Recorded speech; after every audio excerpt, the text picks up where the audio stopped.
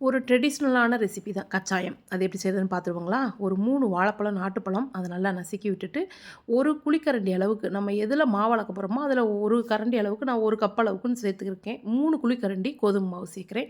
1 குழிக்கரண்டி அரிசி மாவு சேர்க்கிறேன். ஒரு 5 ஸ்பூன் அளவுக்கு ரவை, அப்புறம் 1 பிஞ்ச் சோடா உப்பு, 5 ஏலக்காய் தட்டி சேர்க்க போறேன். இதுதாங்க இதுக்கு தேவையான பொருள்.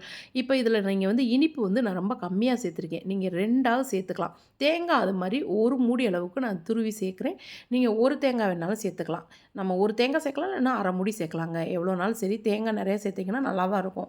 நான் இதெல்லாம் சேர்த்து மிக்ஸ் பண்ணி எந்த ஒரு கட்டியும் இல்லாமல் மிக்ஸ் பண்ணி வச்சுட்டு இப்படி எடுத்து போட்டால் நமக்கு வந்து பணியாரம் மாதிரி வரணும். அதை வந்து ரொம்ப தொள தொளன்னு தண்ணியாக ஆக்கிட்டிங்கன்னா கஷ்டங்க. அதனால் பிணையும் போதே நீங்கள் வந்து தண்ணி ஒரு அளவாக ஊற்றிக்கிங்க. ஏன்னா வாழைப்பழம், வெல்லம் அதெல்லாம் சேரும் பொழுது அது கொஞ்சம் இதாகிடும், ஃப்ளெக்சிபிளாக இருக்கும் பார்க்குறதுக்கு. மாவு ரொம்ப கொல கொலன்னு ஆயிடும்.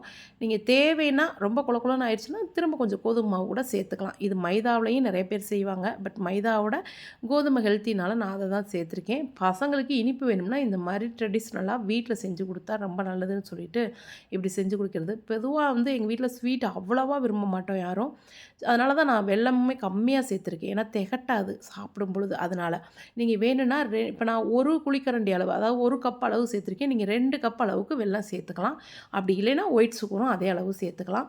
நம்ம விருப்பம் தான். இனிப்பு கொஞ்சம் கூட வேணும்னா சேர்த்துக்கலாங்க. நான் கம்மியாக தான் சேர்த்துருக்கேன். இதே அளவு போட்டுட்டு இனிப்பு கம்மியாக இருக்குன்னு யாரும் சொல்லக்கூடாது இல்லைங்களா? அதான் நான் சொல்லிட்டேன். நீங்கள் பார்த்து சேர்த்துக்கங்க. இந்த மாதிரி நான் ஒரு பேட்ச் போட்டு எடுத்துகிட்டு திரும்ப அடுத்ததும் போட்டு எடுக்கிறேன். இது பாருங்க, எண்ணெயே குடிக்காது. என்ன காரணம்னா நம்ம ரவை, அரிசி மாவு, அந்த கலந்த பக்குவம், கோதுமை மாவு கலந்த பக்குவம், அது தொள தொள தொளன்னு இருந்தால் கண்டிப்பாக எண்ணெய் குடிக்கும். அதை மட்டும் பார்த்துக்குங்க. கரெக்டான அளவில் கலந்துக்கங்க. கலந்து போட்டு எடுத்து சூடாக கொடுத்தீங்கன்னு வைங்களேன், இது அடுத்த நாளும் கெட்டு போகாமல் இருக்கணும்னா தேங்காயை லைட்டாக வறுத்துக்கங்க. நான் வந்து அன்றைக்கே காலி ஆகிடும். அதனால் நான் தேங்காயை வறுக்கலை. நீங்கள் வந்து 2 நாள் இருக்கும் அந்த மாதிரிலாம் இருக்கும்னா கண்டிப்பாக தேங்காயை ஒரு சும்மா எண்ணெய் இல்லாமல் வெறும் வாணலியில் ஒரு வதக்கு வதக்கி சூடு ஏறின பின்னாடி மாவில் ஆற விட்டு கலந்து செய்யுங்க. சூப்பராக இருக்குங்க.